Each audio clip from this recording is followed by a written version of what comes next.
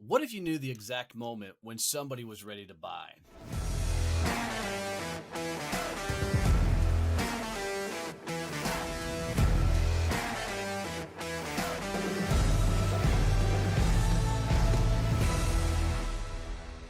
Hey, I'm Donnie Bovine, CEO of Success Champion Networking and best-selling author. Hanging out with me as always is Kevin Snow, the sales automation tactician and genius. And in this, we teach business owners how to grow and scale through sales, networking, business development, and mindset. And in this episode, we're going to really focus on body language in sales so you know the exact moment when a prospect leans in and is ready to make a buying decision. So I remember early in my sales career, I just got into commercial printing, and digital printing had just hit the marketplace. And there was a lot of people in my industry that did not like digital printing because it was changing the landscape of printing to where you could do these customizable and personalized direct mail pieces. So if you've ever got a piece of junk mail in your inbox that has your name in the uh, text or the copy, that's what I'm talking about. So this was in the mid 2000s when this came out. This technology really came out and hit the mainstream. And we were trying to find companies that this would be a best fit for. Well, one day as I was walking, through downtown Fort Worth, I actually happened to stumble into the YMCA in downtown. It was a really nice YMCA. It was a three-story building, indoor pools. I mean, it was a really, really nice place. And in walking around like I was notorious to do, I found myself somehow in the executive offices and just walking the hallway.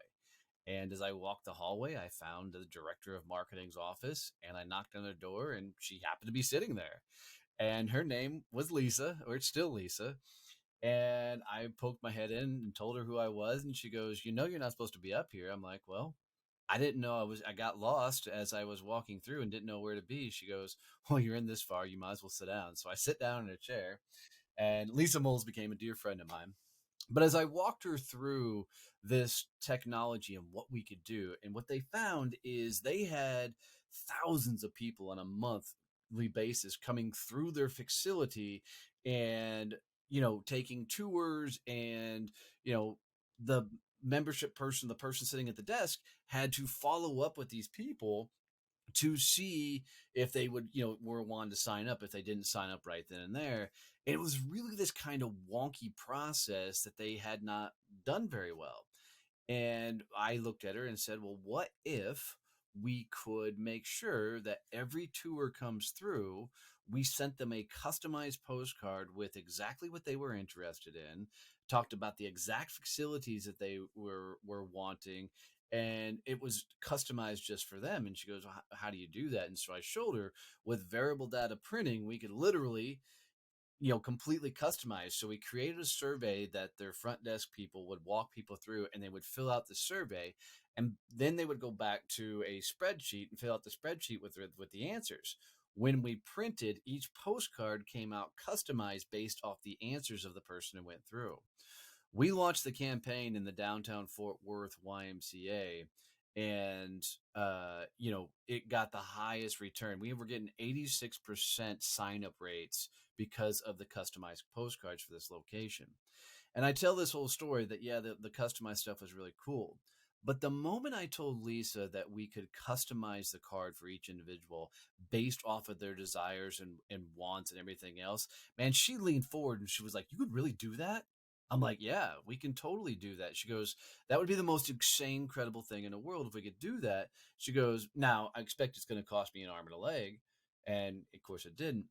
But I knew that barring me screwing it up with saying something stupid, she was already in to buy, if nothing more, to test it, see if it worked. Well, not only did it work, we rolled it out through all of Texas, doing this huge variable data campaigns for all the YMCA's across Texas. And it was a really, really cool moment. So, what I want to focus on a lot in this episode is body language, man. That moment when she leaned in and she's like, "You can do that," was it was what you're trying to look for, and that signal you're trying to figure out when you're sitting across from prospects. Kevin? So There's so much to unpack in that story other than the body language. There's you just randomly wandering into a company's executive offices, even though the sign probably said authorized people only. You still just did that. Yeah, obviously. Yeah, there's like 5 episodes just from that story that we could do. So, but yeah, no. The funny thing is, no, hold on. You got to do shit that other people won't, so you can live the life that other people can't, man. And if a little plastic sign is going to keep you from chasing your destiny, man, up your game. Some of us are rule followers. Leave us alone. Don't. And that's why you're sitting, not going. No, shouldn't go. No. So the funny thing though, as you were telling that story, I was literally in my head saying, all right, so I know what the body sign is going to be. I know what the move is going to be. That was the signal. And then you was like, and she leaned forward. I'm like, yep, that was it. So, but it's absolutely true. Even in the world of digital virtual communications and virtual sales that we're in right now, there's still that people still have that same body language. It's just applied a little bit differently. So it's, you have to be paying attention to what the person sitting across the screen or the desk is doing. It's obviously really easy to pay attention when you're in the same room, but it's interesting as we watch salespeople try to sell us, the people that aren't actually paying attention to what's happening on the screen. Yeah, so I think I want to start there a little bit of how do you know when somebody isn't into the conversation, they're not a part of it, and I think you hit on a good portion of it because you watch people trying to sell to Kevin and I, and you can see the faked confidence, you can see the faked bravado, and it's not easy selling to Kevin and I just because we got two different extreme personalities, and I think that is an intimidation factor for some people, not for good salespeople, but for some people. But we've found ourselves in situations to where, people try and posture up and be somebody versus relaxing, or their nervous energy gets them to, freaking ramble on about stupid shit until I pull the meeting back in, you know. But I think you have to be watching the people you're talking to because, I mean, what is the stats? Like only 7% of communication is verbal. The rest is tonality and body language being the heaviest one. But man, you can tell quickly when you've turned somebody off or they're no longer interested in the conversation. Yeah, it's funny because we do have opposite buying personalities, and we play off each other really well. So someone will try and match Donnie's personality, then I'll start asking all the detailed questions and back and forth. So what do you you mean literally to bore see them to death? Hey, I'm the one that's probably gonna have to use the damn thing that you want to spend money on. So That's true. That's true. But it's for us, we get to watch them get frustrated. So we get to, the buyers also looking at the body language.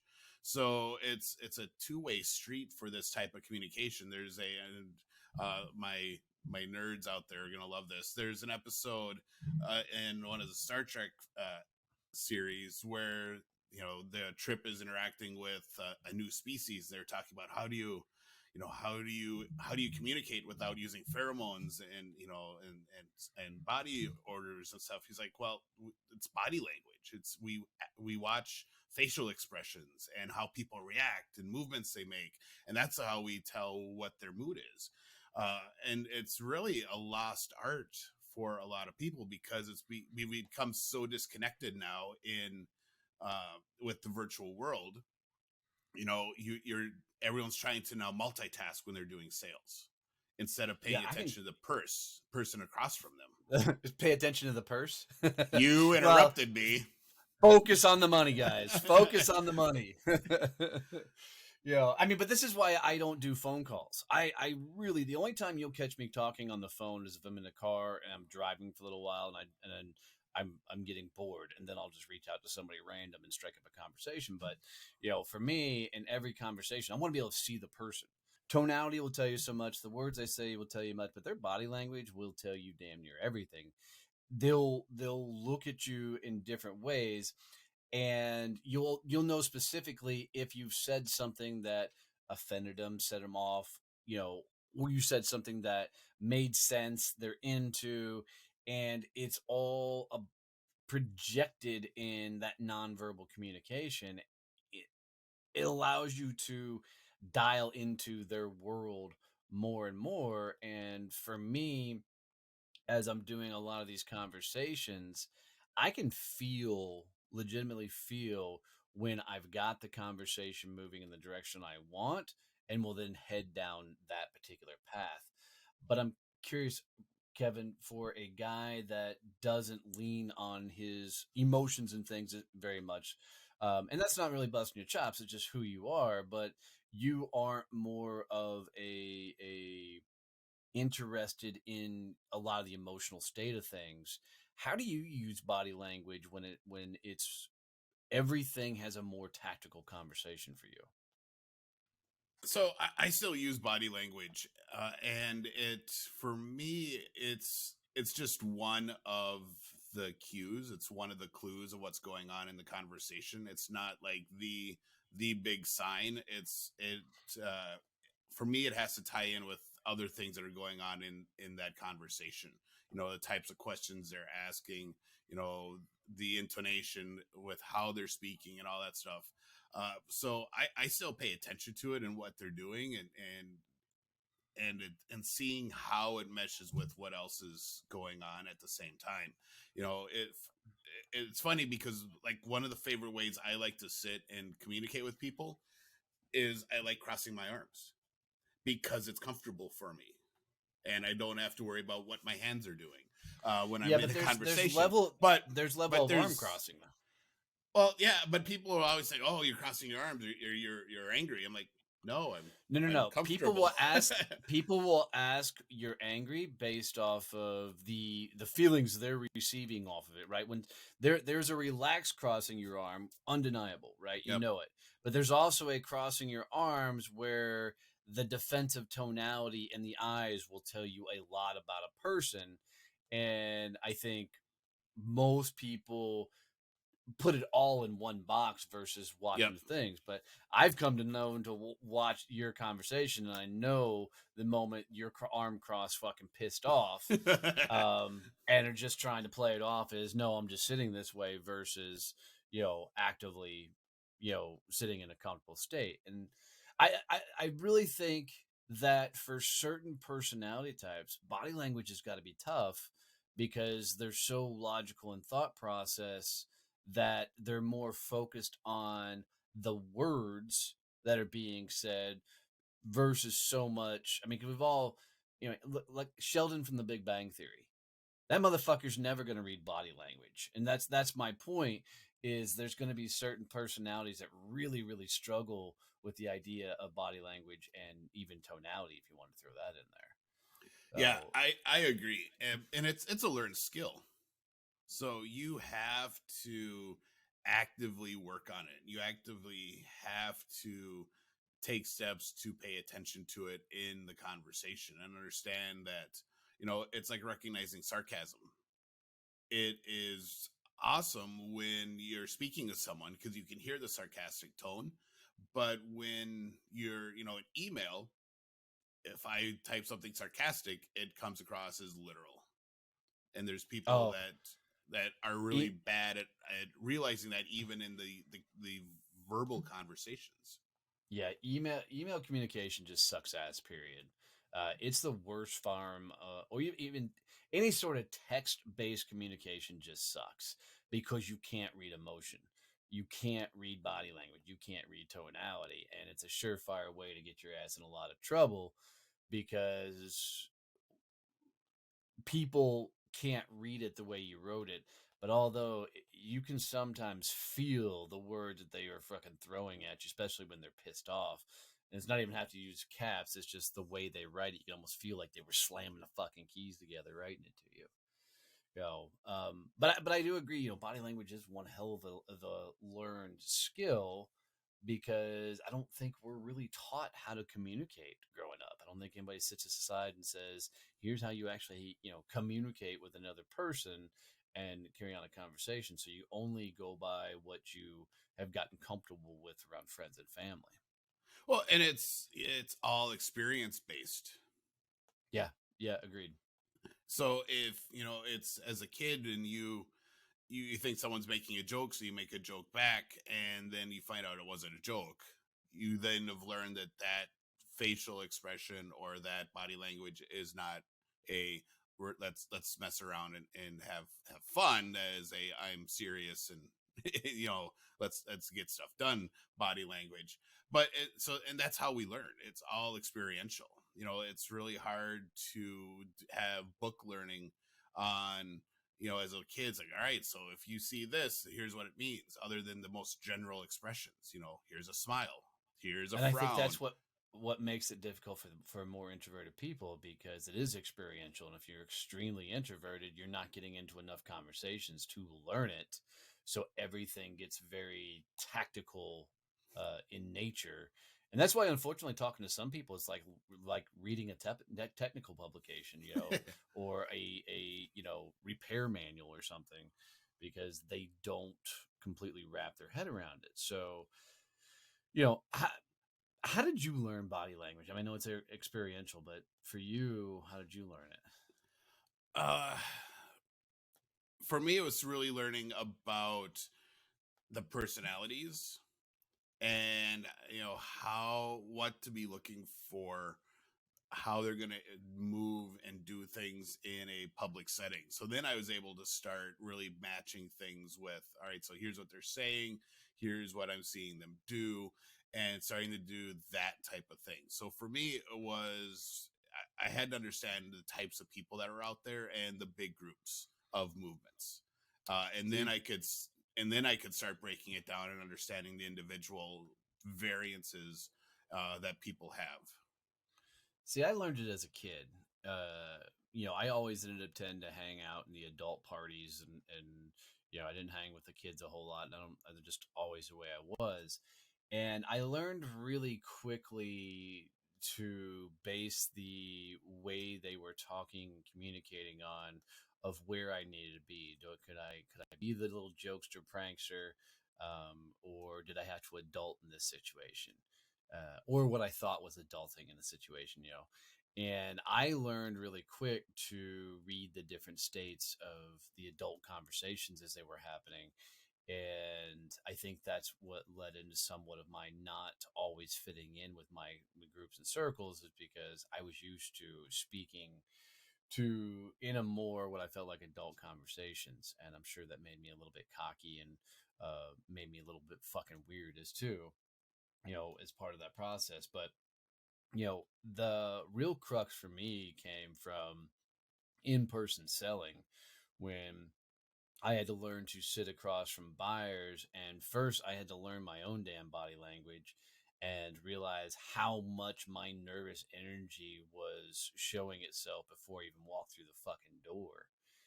And, some of the things that I noticed that I wouldn't do early on is, like, I wouldn't meet them eye to eye. I wouldn't shake hands. I mean, just shake hands, but it wouldn't be a confident handshake. I wouldn't, project equal business stature. I projected a noob salesperson that didn't know what the fuck he was doing, and they could tell.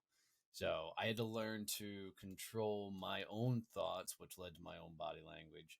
And then I had to learn to really, probably the coolest skill I learned was matching and mirroring, and getting them to lean in with me. And what I found is, if I could get the conversation to a certain level, that I could literally get the person to mimic my behaviors by simply leaning into the conversation, making sure I use their words, and get them to move in more deeper into the conversation. Yeah, when I was growing up, and we've talked about the community I grew up in, 96 people, so small farm community, and everyone knew everyone. There were expectations for behavior for all the kids based on who you're around. We had, and it was a very Germans from Russia community, so very stoic personalities. So the interactions I had as a kid with the adults was very much, you know, you're an adult, I'm a kid, I'm going to be quiet and listen and sit and just observe, and not talk. So it was very much the kids shall be seen and not heard as when I was a little kid, because that was what everyone had grown up with. So as I started to get older, then it was easier for me to interject and make conversations. But usually it was, really hard to be the kid that involved himself in the adult conversation. Other side of the family was completely different. On my dad's side, it was much more the where all the aunts and uncles were joking and having, messing around, and the kids could interject if they wanted to as well. So it was really this kind of dichotomy for me for what was expected when I was a little kid. Now, when my little sisters came around, it was different. It was everything had seemed to relax in that 10-year, that one generational time span between when I was a kid and then they were little kids and interacting with all the adults. And maybe because all my parents' generation was now kind of the matriarchs and patriarchs, and they were much more open to the interactions with the kids as opposed to my grandpa and that generation. And then even there was some, when grandpa was around, there were some people that were even older than him that were the generation before. So where it was very much, there was a woman in town that we called grossmother, great grandma. Everyone called her that, even though those of us that weren't related to her, she was great grandma, grossmother. And she was, utmost respect was given to her from everyone. So it was I'm sure that had some interaction or some play in how I measured body language, because it wasn't as big of a thing in that side of my life. Yeah, for sure. For sure. And I think, a lot of how you were raised definitely plays a lot into how you do everything later in life. And, as kids, we were always brought in as a class clown. I mean, everybody loved it when the Bovine boys showed up at fucking parties, because we were going to act a fool and everybody was going to have a good time. But I think for a lot of you, as you're thinking about sales and sales conversations and the things that you're doing out there in the real world, it's really about staying in tune and aligned with the person you're talking to, because it's those conversations that when you start to see them lean in, when you start to see them, you get more expressive with their hands, and when they are putting off more open signals that things are heading in the right directions, keep moving in that place. And the opposite of that is true. When they start getting more closed up and their answers get really, really shorter, and they almost come across from a bored or irritated standpoint, it's on you to then recognize that moment and call it, and make sure that you can get them back into the conversation. So a lot of this, guys, is really to understand that you need to learn to read other people. And by reading other people means you got to listen to the words they're saying. You got to, actually hear the words they're saying. You've got to listen to the different tonalities they use. You got to watch their body language and make sure that you're staying aligned with them through the entire conversation. So, as always, if you guys got any tips, tricks, any value out of this episode, please make sure you're subscribed and leave us a review wherever you listen to this, and share this out with one friend, with one person that could get some value with this. And as always, love you, mean it. See you, bye.